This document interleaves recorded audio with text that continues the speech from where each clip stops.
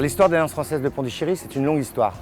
Elle a été créée en 1889, donc c'est une des plus anciennes du réseau asiatique, je crois que c'est la deuxième, après Shanghai, et une des plus anciennes au monde également, puisque c'est 83 la création de l'Alliance française de Paris, donc c'est juste 6 ans après.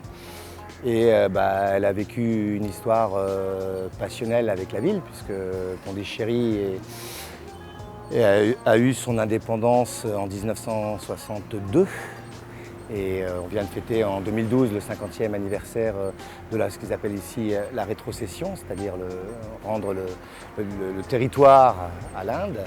Et donc depuis, l'Alliance a toujours travaillé pour la francophonie, pour les habitants de Pondichéry. C'est une école très dynamique puisqu'on a 1600 étudiants différents à l'année.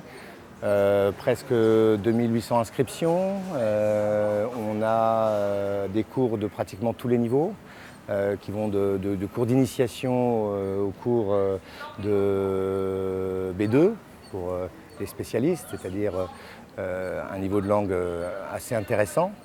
Ensuite, on leur propose tout un tas de services comme la bibliothèque où on a plus de 11 000 livres, 13 000 visiteurs. On a des services parallèles avec Campus France pour les envoyer en France faire leurs études. On organise des bourses à l'emploi. Enfin, on essaye de faire en sorte que le français ne soit pas qu'une langue de culture, mais aussi une langue professionnelle, une langue pour permettre de travailler ou d'étudier, langue de connaissance.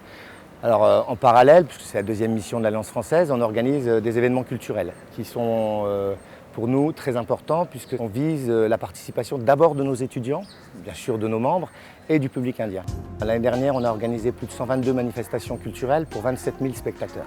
Je le vois comme un rôle très important puisqu'on est à peu près le seul lien avec les populations indiennes. L'Alliance française, sa première mission, c'est d'enseigner la langue française au public indien.